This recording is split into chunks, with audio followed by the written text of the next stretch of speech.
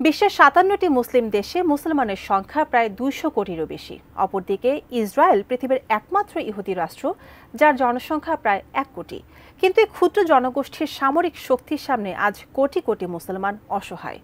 ইসরায়েলের নির্যাতনের মুখে ফিলিস্তিন অস্তিত্ব সংকটে পড়েছে। তবে প্রশ্ন থেকে যায়, বিশ্বের মুসলিম দেশগুলো কেন একজোট হয়ে ফিলিস্তিনের পাশে দাঁড়াচ্ছে না? বিস্তারিত আরিফ হাসানের প্রতিবেদনে।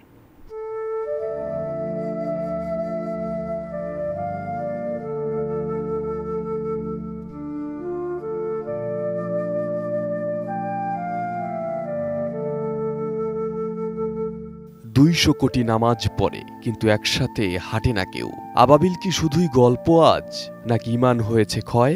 আকাশের দিকে চেয়ে আছি, আবাবিল কি আসবে ফিরে, নাকি আমরাই হব আবাবিল?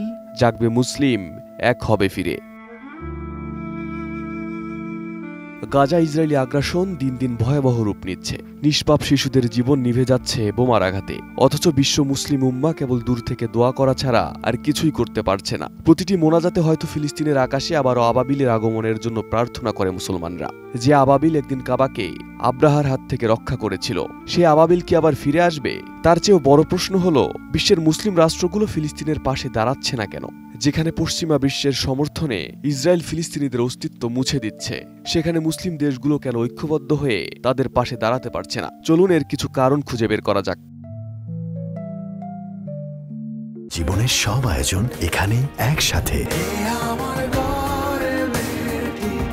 মুসলিম দেশগুলোর ঐক্যবদ্ধ হতে সবচেয়ে বড় বাধা ভূরাজনৈতিক স্বার্থ এবং বিভাজন। সৌদি আরব, সংযুক্ত আরব আমিরাত, মিশর, তুরস্ক ও পাকিস্তান সব দেশের নিজস্ব ভূরাজনৈতিক স্বার্থ রয়েছে। অনেক দেশ ইতোমধ্যে ইসরায়েলের সঙ্গে কূটনৈতিক সম্পর্ক স্থাপন করেছে। তাদের মধ্যে রয়েছে মিশর, জর্ডান, মরক্কো, বাহরাইন ও আরব আমিরাত।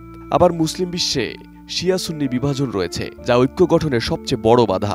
ইরান ও সৌদি আরবের মধ্যে দীর্ঘদিনের বিরোধ এর অন্যতম প্রধান উদাহরণ। মুসলিম বিশ্বের মধ্যে কিছু দেশ সামরিকভাবে শক্তিশালী হলেও সম্মিলিতভাবে যুদ্ধ পরিচালনা করা বেশ কঠিন, কারণ ইসরায়েলের সেনাবাহিনী বিশ্বের অন্যতম উন্নত বাহিনী। রয়েছে আয়রন ডোম, ডেভিড স্লিং, অ্যারো সিস্টেমের মতো শক্তিশালী আকাশ প্রতিরক্ষা ব্যবস্থা। ধারণা করা হয় ইসরায়েলের হাতে ৮০ থেকে ৪০০টি পরমাণু ওয়ারহেড রয়েছে। যদি মুসলিম বিশ্ব সম্মিলিত হামলা চালায়, তবে ইসরায়েল পরমাণু অস্ত্র ব্যবহার করতে পারে, যা মধ্যপ্রাচ্যের জন্য বিপর্যয়কর হবে। অপরদিকে মুসলিম দেশগুলোর মধ্যে একমাত্র পাকিস্তানের পরমাণু অস্ত্র আছে, কিন্তু সেটি ইসরায়েলের বিরুদ্ধে ব্যবহার করা হবে কিনা তা নিশ্চিত নয়, কারণ দেশটি প্রতিবেশী ভারতকে চাপে রাখতেই ব্যস্ত।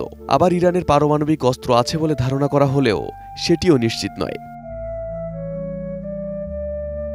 যুদ্ধে জড়ালে ইসরায়েল সরাসরি পশ্চিমা বিশ্বের সমর্থন পাবে, কারণ ইসরায়েলের পেছনে রয়েছে যুক্তরাষ্ট্র, ইউরোপীয় ইউনিয়ন ও ন্যাটো। যুদ্ধ হলে যুক্তরাষ্ট্র শুধু অস্ত্র নয়, সরাসরি সামরিক সহায়তাও দিতে পারে। সেই সঙ্গে মুসলিম দেশগুলোর বিরুদ্ধে অর্থনৈতিক নিষেধাজ্ঞা ও সামরিক প্রতিরোধ গড়ে তোলার সম্ভাবনাও প্রবল।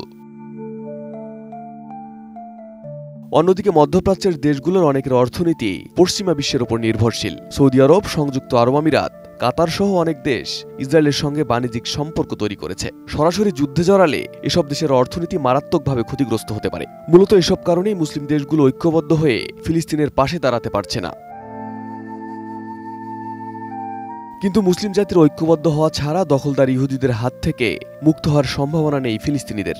যদি একদিন মুসলিম উম্মাহ সত্যিকার অর্থে ঐক্যবদ্ধ হয়, তবেই ফিলিস্তিনে ন্যায় বিচার প্রতিষ্ঠা হবে, আর ইসরায়েলের নিষ্ঠুরতার সমাপ্তি ঘটবে। ইতিহাস সাক্ষী, যখন মুসলিমরা এক হয়েছিল, তখন কেউ তাদের পরাভূত করতে পারেনি। যেমনটা ঘটেছিল খুলাফায়ে রাশিদিনের যুগে, উমাইয়া ও আব্বাসীয় খিলাফতের যুগে এবং উসমানীয় সাম্রাজ্যের যুগে।